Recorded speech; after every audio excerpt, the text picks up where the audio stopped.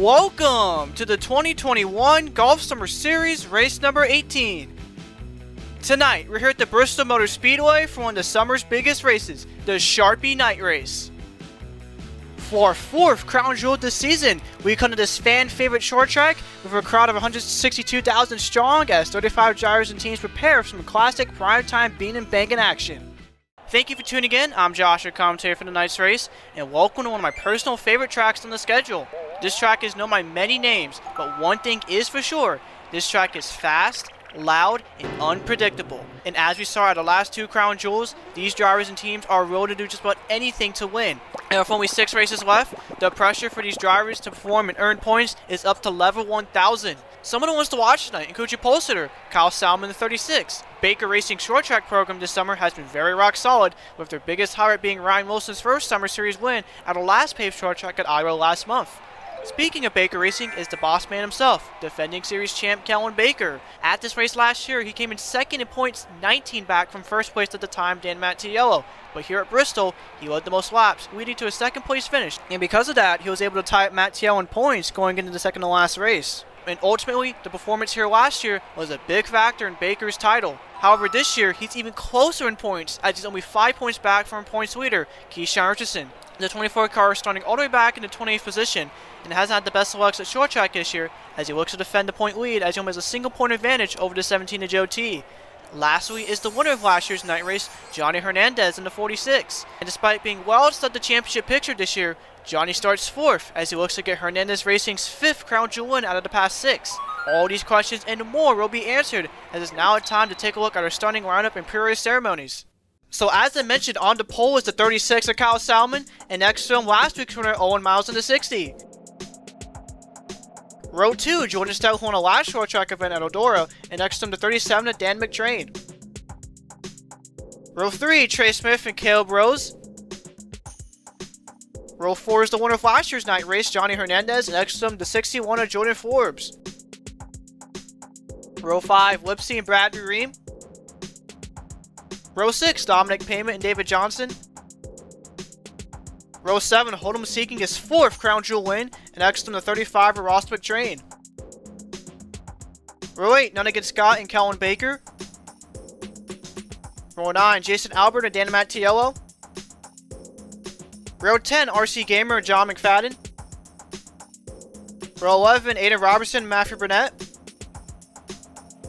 Row 12 is the winner from the last crown jewel race at Daytona, Nelson Reeves. And next to him, as I mentioned, the winner of the last paved short track race, Ryan Wilson.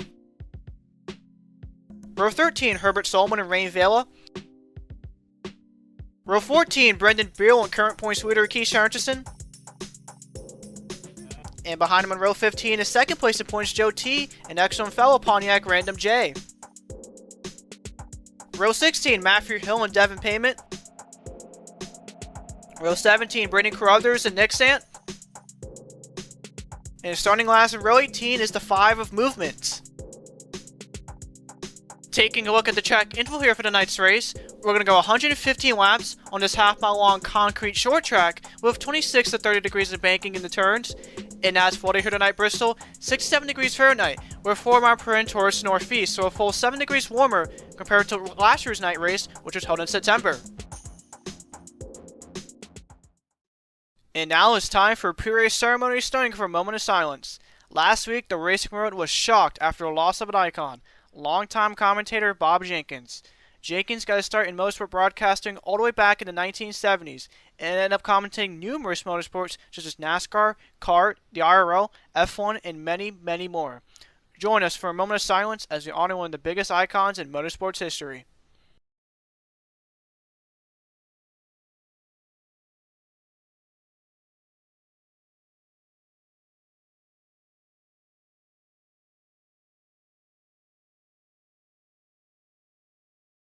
Thank you. And now it is time for the national anthem.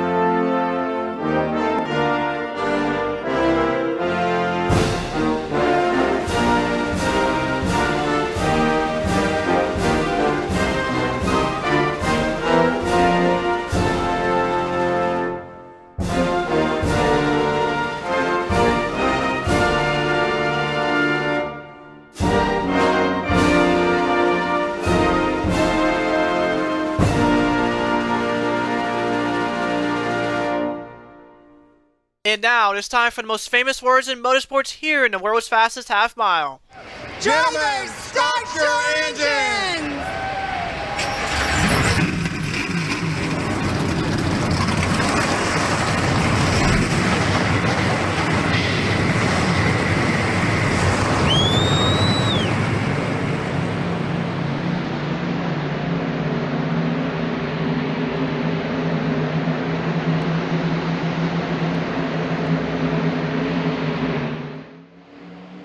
Hope everybody watching is having a good night here so far. I just want to once again thank everyone's support we've had in the summer series ever since our season started in May. As I mentioned, I've been pretty busy as of late. It's been kind of hard to make these races, but all of y'all supporting and watching makes it all worth it at the end. But regardless, it's time to enjoy our 4th Crown Jewel race here in this 2021 Summer Series season. And as the pace car comes down pit road, we're under green here in the Sharpie Night Race. And already into the first 2 corners, the 2 floors of Salmon and Miles are side by side as they head down the back straightaway. And Salmon gets really loose off turn number 2, he's able to save it. As into turns 3 and 4, he'll clear Miles for the lead to complete lap number 1 of 1:15. Of course, this race has the most lap count out of any Summer Series race, though Devin Payment's in the wall off turn number 4, as it looks like he was 3 wide with Movement and Nixon, the 2 Albert Racing cars. Off turn number 4, he's able to save it.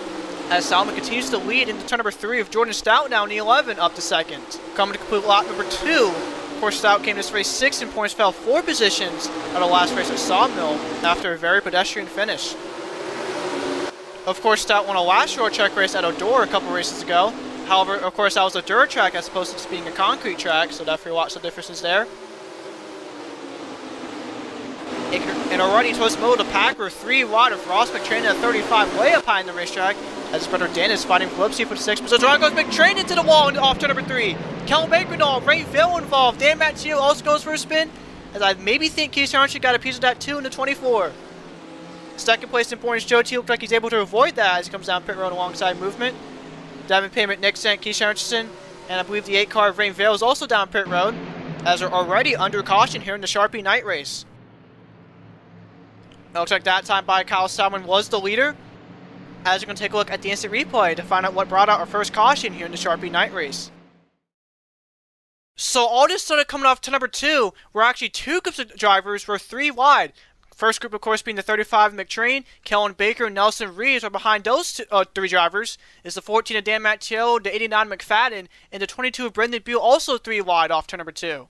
So it looks like Reeves came up on Baker, and as a result, Baker turned McTrain into turn number 3. And at the exact same time as that, Beal came up on Dan Matteillo and sent them spinning as well, as both those spins caused a pretty decently sized pileup in turn number 3, very similar to what we saw at Myrtle Beach back in June. Let's go on board with John McFadden, so much like up ahead. Beal, Matteillo, and him ran out of room.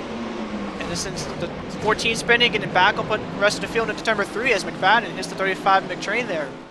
Well, let's go on board with the points leader, Keith Richardson. So it checks up here. So it checks up into turn number 3 as he hits Vela there a little bit in the back bumper.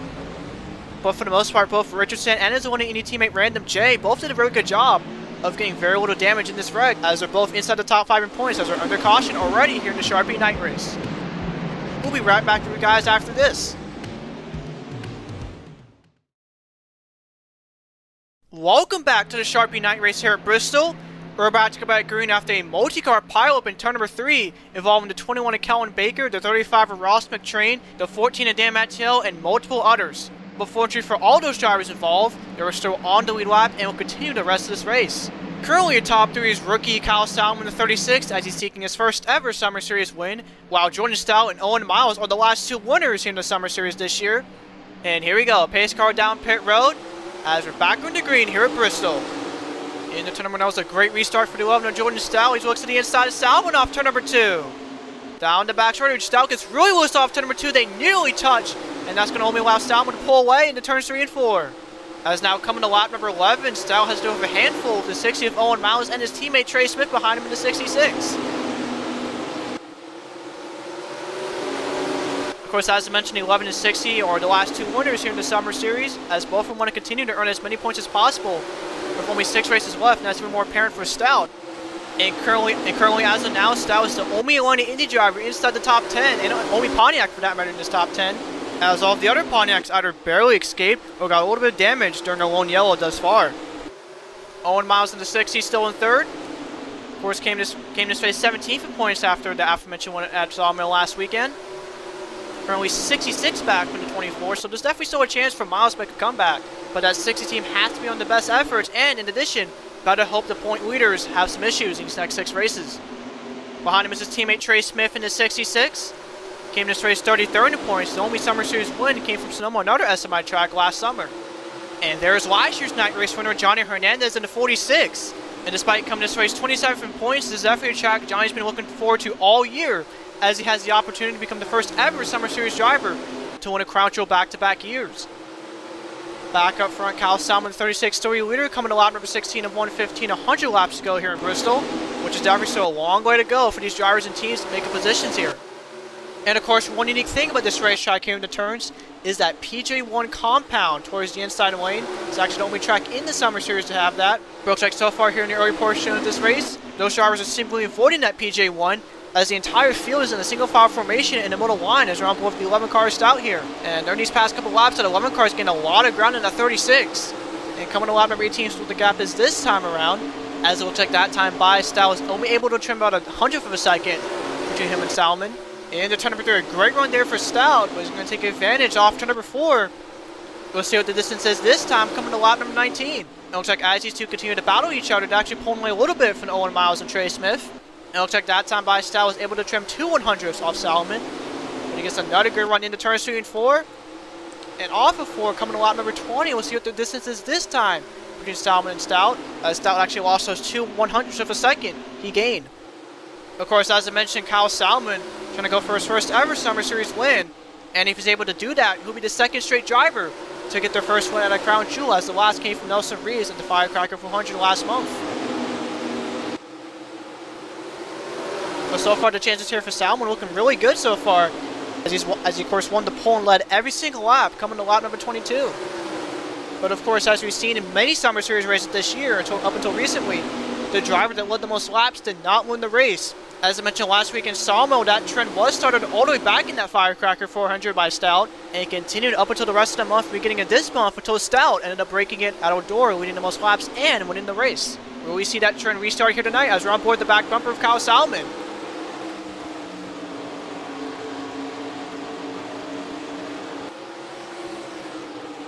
The gap that time by still about the same. Looks like Stout lost another 100th on the 36. Of course, both of them done a really good job of pulling away from the rest of the field, as now Owen Miles is almost half a second behind the 36. Coming to lap number 25, the gap between Salmon and Stout still about the same, but Stout's going to lose yet another 100th on that 36.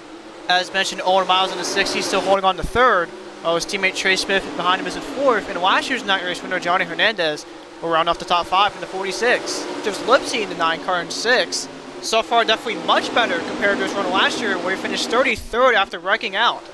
Behind him is the 37 of Dan McTrain, currently in 7th, as he's another driver who came this race deep into points in 25th. Same could also be said for the 55 of Dominic Payment, as he came this race 21st in points despite having won in the Summer Series this year at Rockingham back in June. But much like last year's night race, Dominic has ran very well here thus far, as he of course finished 3rd in last year's race. And behind him is one of the point leaders, Hold'em in the 3 car. Of course, Hold'em came this race 7 points, so actually the only driver in the top 10 points to not fall or gain him a single position, as that 3 team looks to win the mind-boggling 4th different crown jewel in the Summer Series. And rounding off the top 10 is the 95 of Caleb Rose, looking to get his 2nd straight GSS top 10 after getting one last week at Sawmill. Further down the running order is the 86 of Nuttigan Scott, currently in 11th. Came this race 13th in points after a mediocre run at Sawmill last week, as the 86 team definitely looks to get back inside the top 10 in points here late in the season. Speaking of top 10 in points is that 61 of Jordan Forbes. As I mentioned last week, that team's been really on a roll ever since IRP. They've been racking off top 5s and top 10s, and as a result came this race 9th in points with 7 top 10s. And with them being 43 points back, the 61 could be a serious contender for this championship. Behind him is the 80 car Jason Albert, currently 13th. He came this race 11th points, just a mere 2 points back from the top 10. Behind him is Brad Reim, currently 14th, as that 40 team has pretty much bounced back in and out of the top 10 throughout the entire year, as he came this race 8th in points, up 4 positions, as he's 42 points back from the leader. And speaking of 42, car number 42 of RC Gamer is currently in 15th. David Johnson, the 2 car behind him in 16th, came to this race 26 in points after losing 2 positions after last week's race. And there are some of RC's fellow teammates, Ada Robertson in the 1 in 17th, while Nelson Reese is in 18th in that 16. Of course, Reese was another one of the point leaders going into this race, as he came to this race 4th in points after a very strong points day at Sawmill last week. Herbert Stallman 19th in the 61, as he came to this race 15th in points. Behind him is Kellen Baker, who's one of your drivers to watch here tonight, as he actually got some damage from hitting the wall during that caution. But regardless, Baker is currently the last car in the top 20, despite being inside the top 5 for pretty much all of last year's race. So far, a really disappointing run for one of your favorites going into the Sharpie Night Race. Behind him in 21st is the 90 of Matthew Hill, coming off his best career Summer Series finish yet, finishing 3rd last week at Sawmill. And as a result of that, the 90 car is now up to 30th in points. 22nd is Brendan Carruthers in the 4 car, came to this race 28th in points after yet another disappointing run for that 4 team. And in 23rd is once again another underwhelming run for that 22 of Brendan Beal. And of course, Beal is barely in the top 10 in points, currently in 10th, only 2 above Jason Albert, as he fell over 4 positions after Sawmill. There's Matt Burnett currently 24th in the race and in the point standings, while the winner from the last paved short track race, Ryan Wilson, is behind him in 25th. And behind him are some of the 180 drivers of John McFadden and Random J. Of course, McFadden a little bit earlier got a bit of damage during a caution back at lap number 4. Meanwhile, his teammate and championship contender Random J barely avoided that incident. But despite that, really besides Jordan Stout, none of these Pontiacs are running well at all here tonight at Bristol. Movement in 28th, Dan Matteillo also got damaged for that, currently in 29th. Of course, he was inside the top 10 for most of last year's night race, however, got involved in a wreck late in the race, which ultimately cost him the championship. Rain Vale currently 30th in the 8 car, while current points leader Keisha Anderson is below the top 30 in 31st. But as I mentioned, that 24 team has not really been competitive at all this year in these short tracks. So Random gets turned the back door, he comes back on the field, putting Vale in the fence, and collecting his teammate Richardson and Joe T.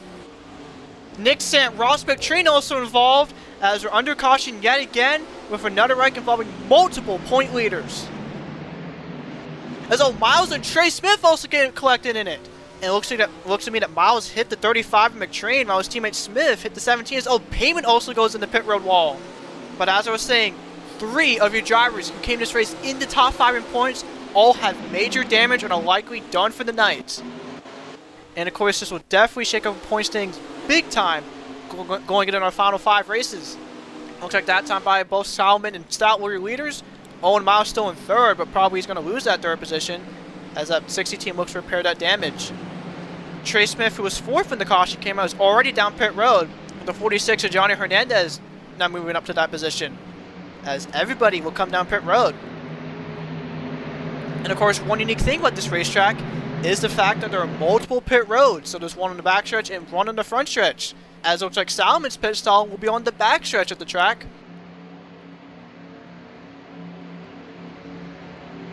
As we expect the 36 team will go for 4 tires and gas, as does everyone else on this backstretch pit road.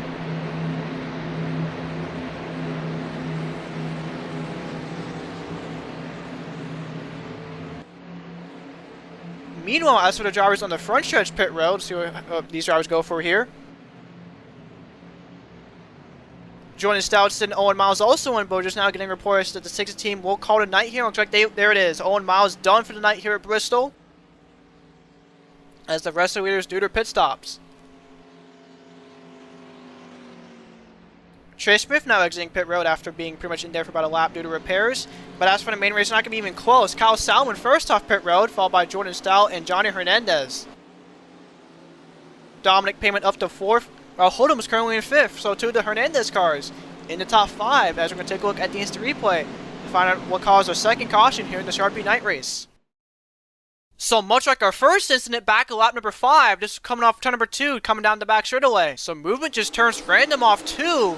Since the 53 and then the inside wall, then back on the track, up against Vale, and nowhere to go for the 8 cars. Both her and Random go up in the fence, and since Richardson barrel rolling in turns 3 and 4, with Joe T, Ross McTrain, and Devin Payment also piling in.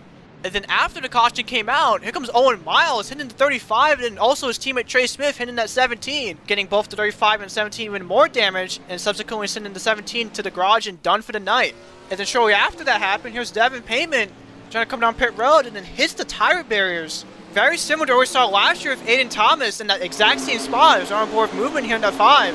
Yeah, he just definitely turns random off 2, and then comes back on the track, sending both him and Beal up in the fence. My God, that was just a violent wreck. On board with Joe T here. Yeah, nowhere for Joe T to go. My goodness, just rear-end the 88 card payment, and then there's Nick Stant there late. And then comes the 66 Trey Smith here.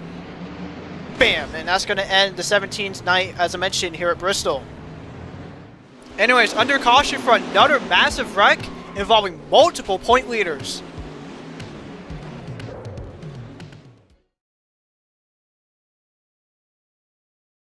Welcome back to the Golf Summer Series here at Bristol for the night race. We're about to go back green after a massive pileup in turn number 3.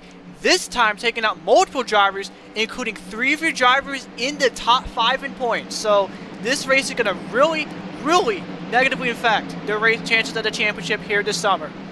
Currently, your top 3 is the 36 of Salmon, Jordan Stout in the 11, and Johnny Hernandez seeking his second Bristol night race win as we're back on the green here in Thunder Valley. And of course with the lap cars, this is not going to play a factor as Salmon gets a bad restart into turn number 1 as here comes Jordan Stout side by side for the lead. Down the backstretch into turn number 3, Stout with the advantage. It'll clear Kyle Salmon, Jordan Stout to the lead here at Bristol, coming to lap number 49. Down the front stretch, Stout is 3 wide of McTrain and Trey Smith heading in the 1 as Smith goes to the wall.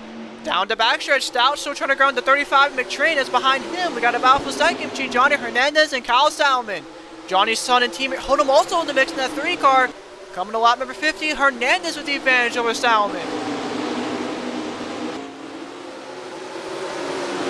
Into turn number 3, Johnny with the advantage over Salmon as Salmon gets really loose going into turn number 4 as Johnny's now up in second place coming to lap number 51.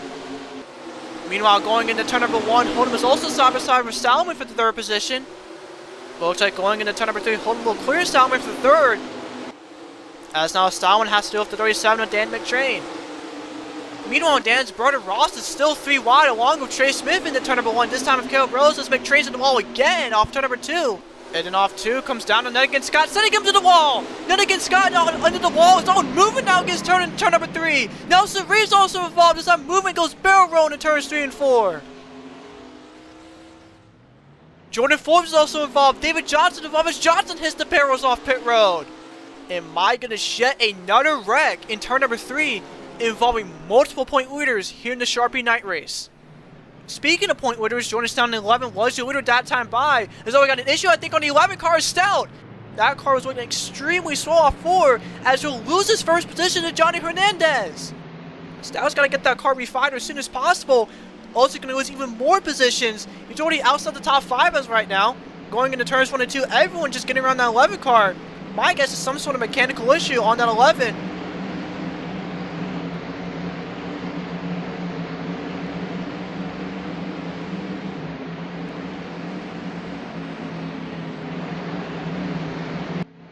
And the seemingly much needed strong points night for the 11 team is going to go to waste in less than 1 lap here under caution. It looks like Stout was able to get back to full speed, as it looks like Stout's going to be out of the second last or last car on the lead lap. So as I mentioned, because of that, Johnny Hernandez in the 46 is now your new leader, followed by his son and teammate Hodem and Dan McTrain in the 37. Definitely a bizarre instance, as we're going to take a look at instant replay for both that and the wreck that caused our 3rd caution here tonight. So similar to our first 2 incidents of the night, this started in turn number 2, however instead of coming off of it, this is going in it. Watch that 35 of McTrain as he was stuck wall running on the outside lane while he was 3 wide of the 66 of Trey Smith and the 95 of Caleb Rose. So going into turn number 2, McTrain was just in the wall, it comes back onto the field on the back straightaway, and then comes down on turn number 4 and hooks movement at the same time. There's nowhere to go for David Johnson or Nelson Reeves, and the 5 car movement goes barrel rolling probably at least half a dozen times. So it comes to rest down the apron, thankfully on all 4 wheels. Let's go on board with Nelson Reeves. So just, yeah, nowhere to go, nothing he could have done there. Sent that 5 car barrel rolling. Let's go on board with John McFadden. So he sees the wreck happening here. Oh my God, nearly ran into that 16. A great miss there for the 89. And now we're going to take a look at what happened to Jordan Stout as we're on board here in the cockpit view. So this was just after the caution came out. Nothing out of the ordinary so far here, but then in the turns 3 and 4, he slows down, tries to avoid movement, and admits movement there a little bit. And I think that may have caused something to break in an 11 car. And subsequently that lost him the lead and potentially this race. Definitely very bizarre and just unfortunate circumstances for the driver that came in this race 6 in points as we're under caution yet again here in the Sharpie Night Race. We'll be right back for you guys after this.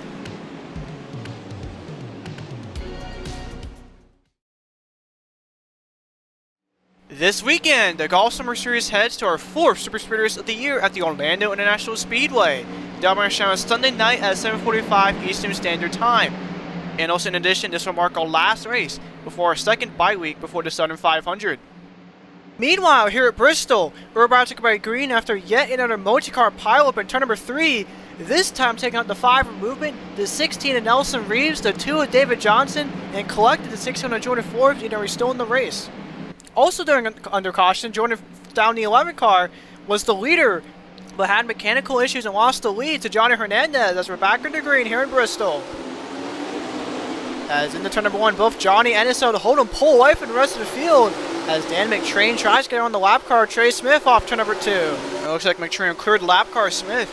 As now here comes Jason Albert, also trying to grind to 66, coming to lap number 59 of 115. Whoa, Ross McTrain gets turned off turn number 1 by Brad Reim and he saves it. That was a great save there for McTrain as he's 3 wide of RC Gamer off turn number 2. That was another very, very scary instance there for the 95 of Caleb Rose as he got newly collected at our last caution because of that. As now it comes the 11 car Stout now down pit road. And as mentioned briefly a little bit ago, Jordan was the leader when the caution came out, but after making contact with the wreck car of Movement, it broke something in an 11 car. It looks like he's now down pit road for his crew to tend to it. But at the same time, Jordan's chances to win here tonight are pretty much over. Meanwhile, back up front between father and son, Johnny and Hoodlum.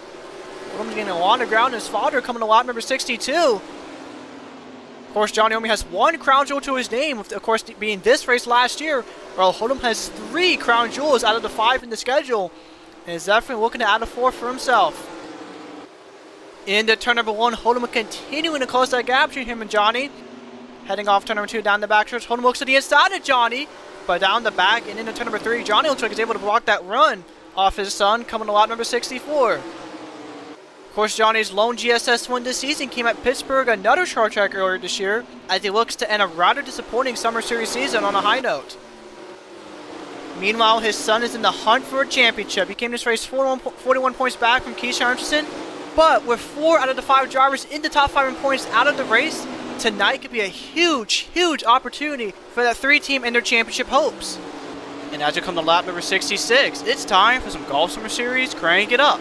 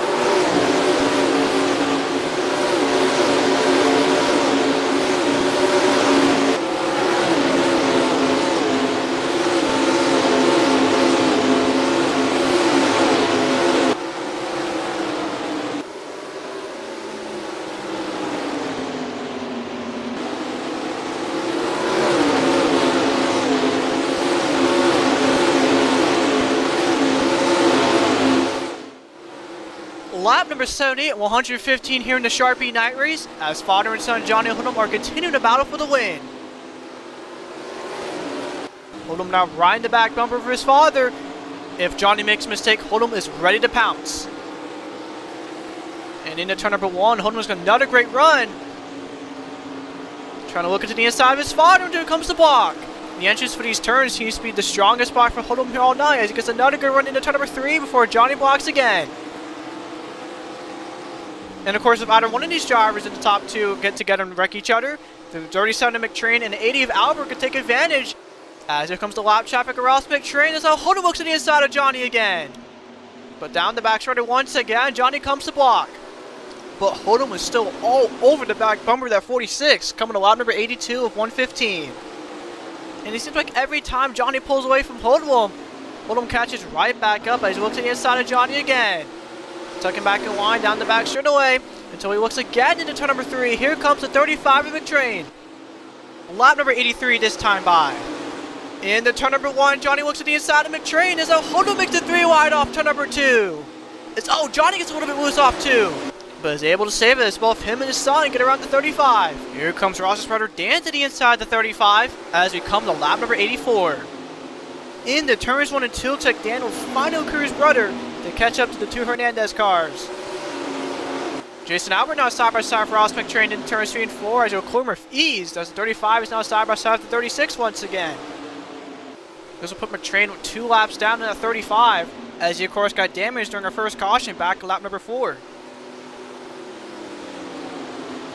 Meanwhile, coming to 30 laps to go, looks like Johnny is pulling away a little bit from his son, but that is not stopping Hoodlum from trying to catch back up. Taking a look at the rest of the running order, Kyle Salmon in the 36 down to 5th, where Brad Reim in the 40 is up to 6th position as he tries to get around the 35 of McTrain. His teammate Kara Bros is at the top 10 now, currently in 7th in that 95. Definitely a good run there for the rookie, as he's currently on track to get his 3rd Summer Series top 10. Behind him as well, rookie the 42 of RC Gamer up to the 8th position. Good rebound there for that 42 team. Behind him is another rookie, Matthew Hill in the 90, up to 9th. And of course, as I mentioned, Matthew Hill got his best career Summer Series finish at Sawmill last week. That moved him up to 30th in the point standings. And running off the top 10 right behind the back bumper is that 55 or Dominic Payment, as he's been inside his top 10 the entire race. And there's Brendan Beal up to 11th in that 22, as if you remember, earlier in the race, he was below the top 20. So not only a really good rebound for that 22 team, but as I mentioned, with almost everyone inside the top 5 in points out of the race, this could be a very solid points night for that 22 team. Ada Robertson also in that 1 car up to 12. Decent rebound there for the Firecracker 400 pole sitter. There's 89 of John McFadden up to 13th. After being involved in almost 2 wrecks in the night, he got involved in a first wreck back in lap number 5. But for the most part, he's able to keep up the minimum speed in a respectable 13th position. And there's Calvin Baker up to 14th. Still not the great, still pretty disappointing run for that 21 team after their finish last year. But despite that, if this race were to end now, Baker would be your points leader, which at the end of the day is still a really big deal for a defending series champ. There was Lipsy in 15th trying to hold off Herbert Stolman to 67 for that position. Stolman right on the back bumper of that 9 car as the 2 nearly touched down the back shoulder and into turn number 3. As Stolman looks to the inside again off turn number 4. Dan Matteillo in 17th. He's been basically in the same position throughout the entire race, to be honest. But still better than Matteillo's finish last year at this race, as he finished 19th. Matthew Burnett also got involved in our first incident today. Currently in 18th in that 13 car, has pretty heavy left and right side damage there. Ryan Wilson in 7th, currently in 19th. Pretty disappointing run there for the Winter Street Stocks champion. As Jordan Forbes will round off the top 20 in that 61. Despite being involved in the last caution, Forbes is still making the most of it. Still inside the top 20. And there's Jordan Stout, listed 3 laps down in the 25th position as the last car is still on the racetrack. Brady Crutcher is currently 21st in that 4 car. Just another really quiet night for that 4 team. Just been a really quiet night in general for Span Biffa, as really the only driver that's ran well here tonight is Dominic Payment. And rounding off the lead lap drivers is the 86 and Nottingham Scott in the 22nd position, 8 seconds back from the leader. Some of the other cars also on track is the 66 of Trey Smith, currently listed 2 laps down, and also the aforementioned 35 of Ross McTrain, also listed 3 laps down. Meanwhile, once again, it comes Hold'em to the inside of his father until Johnny once again comes to block down the back straightaway. Hold'em has really been catching up his dad these past couple laps as now he looks to the inside again off turn number 4. Usually we see Hold'em get a good run into the turns instead of out of the turns. But the question is that something that 3 team can take advantage of before the end of the race? Also, don't count out that 37 of Dan McTrain and Jason Albert the 80, as they're both inching closer and closer to these 2 Hernandez cars as they're on board with Hold'em once again in the 3. Don't take that time by. Johnny had a slightly better entry into turn number 1. But looks like off 2, the gap will be about the same down the back straightaway. And heading into turn number 3, Johnny for a great run into turn number 3. He's going to pull away a little bit from his son until Hold'em also gets a great entry as he's right behind the back bumper of his dad once again. And I bet Johnny right now, some of the last 2 things he wants to see right now is number 1, a caution, and or number 2, a lap car. McTrain, he got really, I say he definitely got really lucky with McTrain last time by, but that 35 is either the slowest car still on the track, as there could be a chance the leaders will catch up to him once again. And of course, as we've seen here plenty of times, a caution can happen at almost any moment, unless if it comes out at 5 laps to go or less. Coming to 13 laps to go, yet another good run for Hold'em into turn number 1. But once again, down the back straightaway, Johnny does a really good job of blocking as he's trying to block all of that air from his son. 12 laps to go this time by. And for the most part here tonight, the gap between Johnny and Hold'em has stayed within a tenth of a second. So even when Hold'em loses time, he still does a really good job of keeping up with his father. Coming to 11 laps to go. And honestly, at this point, I would not be surprised if Hold'em makes an aggressive move. I mean, after all, it is a crown jewel. And if he does win here today, it could really help him in the long run when it comes to this championship. But looks like into turn number 3 this time by, Johnny actually has pretty decent distance over his son. But the question is he able to maintain that gap coming to 10 laps to go as he got a glimpse of the 35 of Ross McTrain. As I mentioned, there's definitely a chance these guys in the top 5 could catch up to the 35 again. And could severely, severely affect the outcome of this race. 9 laps to go this time by. Again, there's definitely a chance, but only time will tell if that's going to happen or not. Meanwhile, as for the drivers behind Johnny and Hold'em, 37 and Dan McTrain is almost 6/10 back from the 46. Jason Albert is almost 3/4 of a second behind Johnny, while Kyle Salmon's almost 9/10 back from the 46.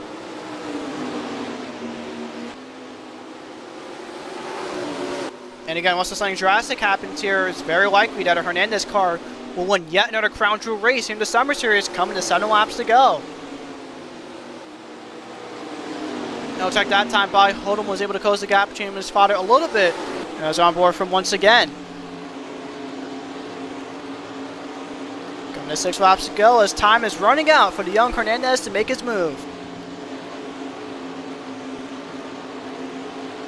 As well, Hold'em gets a little bit loose off too. He's going to lose a lot of ground on his father.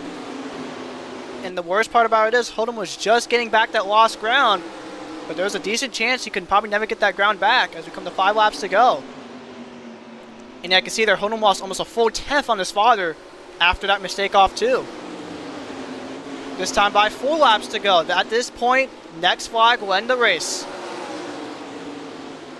And really the only chance for anyone besides Hernandez to win is if Ross McTrain really slows down that 46.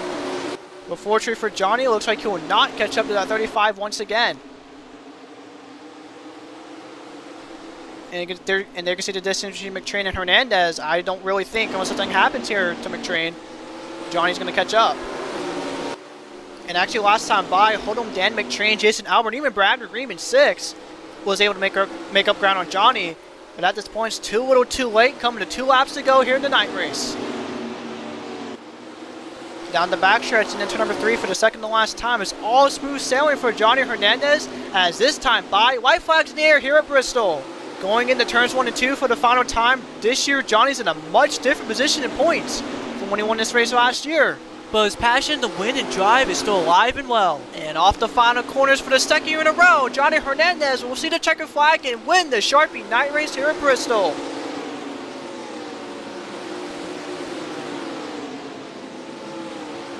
Congratulations to Johnny Hernandez and Hernandez Racing for once again making history at a Crown Jewel here in the Summer Series. Absolutely insane how this team performs here in Crown Jewels, as this will mark Johnny's 2nd win of the season as well as his 3rd overall GSS win, tying him for son Hold'em and Bradley Reim for most of all time. It also marks Hernandez Racing's 5th Crown Jewel win, as well as the first time a father and son has finished 1-2 in the Summer Series, and finally Johnny becomes the first ever driver in Summer Series history to win at the same track twice. So history once again made for that Hernandez Racing team here tonight. Let's take a look at the finishing results and point standings after tonight's crazy race. So here we go. For the second year in a row, Johnny Hernandez finishes first here in the Bristol Night Race. And even though Hernandez came this race 108 points back from the championship leader, this is still definitely a much-needed break from that 46 team after their horrible luck this past month or so. So definitely a big morale boost for that 46 team here tonight. Finishing second is his son, Hold'em in the 3 car. As I mentioned, this is the first time ever in Summer Series history when father and son has finished 1-2, so definitely a great day to be a fan of Hernandez Racing. Dan McTrain finishes third in 37, Jason Albert finishes 4th in the 80 car, and running off the top 5 is a lone Ford in this top 5 running order. Kyle Salmon in the 36 also was your pole winner, so definitely a solid run there. So definitely a very solid run for the 36 team here tonight. Brad Reim finishes 6th in the 40, while his teammate Caleb Rose finished 7th for his 2nd straight Summer Series top 10. RC Gamer finishes 8th in the 42. Finishing 9th is Matthew, who also got his 2nd straight Summer Series top 10 here tonight. And rounding off the top 10 is the only spot in the Biffa driver, Dominic Payment in the 55. And now for the point standings, only 5 races left to go here in the Summer Series. And oh my god, it just got absolutely insane. Defending series champion Kellen Baker up to first in points for the first time all year with 547 points. As he has a 13-point gap over the 17 of Joe T. So, well, again, a lot of these drivers in the top who came to this race in the top 5 in points, DNFing, not finishing the race, or having really bad results. This really did shake up the point standing big time. I mean, Joe T went from a 1-point gap from the point leader to now 13. So yeah, just goes to show you how hard your point leaders got hit here tonight. Same could also be said for Keith Harrison, as he's now down to 3rd in points, around by 6th. So Richardson dropped 2 positions as he went from 1st to 3rd. Meanwhile, Hold'em up to 4th in points, up 3 positions after his runner-up finish, on by 25 over the defending series champ. Nelson Reeves down 1 position, down to 5th, on by 28th. Bradley moves up 2 positions, up to 6th, by 30. Jason Albert moves back into the top 10 in points, by 32. While Jordan Stout is down 2 positions in points, down to 8th, by 32. Brendan Beal actually moves up a position in points, up to 9th, by 37. And rounding off the top 10 is the 53 of Random J, losing 5 positions in a single race. So, not a good point stay for a lot of these Indy drivers, as all of the Pontiacs in this top 10 in points finished below the top 20 here tonight. And if you thought the points here tonight got crazy, well, it's going to be even more crazier next week at our biggest track in the schedule for race number 19 at the Orlando International Speedway for the M&M's 400. Downward shower Saturday night at 7:45 Eastern Standard Time, barring any delays. And as with every super speeder race on the channel, this is something you do not want to miss, as there's bound to be a lot of lead changes and a lot of chaos with this pack racing. And with only 5 races to go, the pressure for these drivers and teams are at maximum level. So again, definitely something you do not want to miss. But as always, thank you guys for watching this race. Hope you guys enjoyed it. And I'll see you guys next time.